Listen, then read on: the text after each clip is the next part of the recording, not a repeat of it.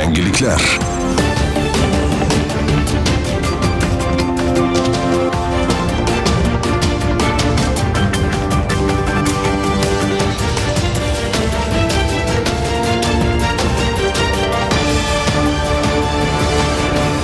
Assalomu alaykum. Yangiliklar bilan studiyada Dilfuza Yusupova. O'zbek Gidroenergo aksiyadorlik jamiyatida barqaror rivojlanish va ESG sohasida izchil ishlar olib borilmoqda. Xususan, jamiyatga Sustainable Fitch xalqaro reytingi tomonidan sof ishtirokchi maqomi berildi. Shuningdek, ekologiya va iqlim o'zgarishi yo'nalishida ham olib borilgan ishlar o'z samarasini bermoqda.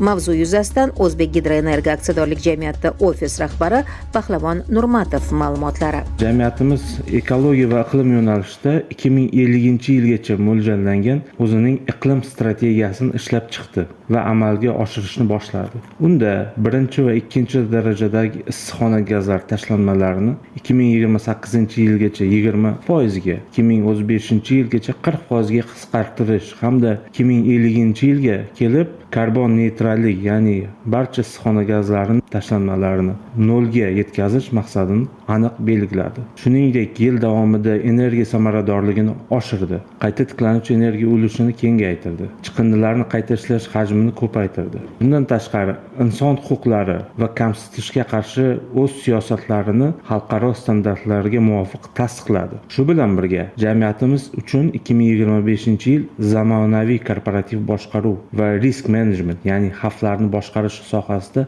tarixiy yil bo'ldi. Jamiyatimiz mamlakatimizdagi sanoat korxonalari orasida birinchi bo'lib ISO 3100 risk management standartini joriy etdi va sertifikatlashtirdi. Tashkilot bir vaqtning o'zida yana 4 ta xalqaro ISO standartini muvaffaqiyatli sertifikatlashtirdi. Barcha yutuqlar jamiyatning investitsiyaviy jozibadorligini tubdan oshirdi. Xalqaro ESG reyting, shaffof korporativ boshqaruv, risklarni tizimli boshqarish va xalqaro ISO standartlari jamiyatni xalqaro moliya institutlari, strategik investorlar uchun ishonchli hamkor sifatida namoyon etmoqda. Bu esa uzoq muddatli investitsiyalarni jalb qilish, arzon moliya resurslariga kirish imkoniyatlarini kengaytirish hamda O'zbekistonning yashil iqtisodiyotga o'tish jarayonini jadallashtirishga xizmat qiladi.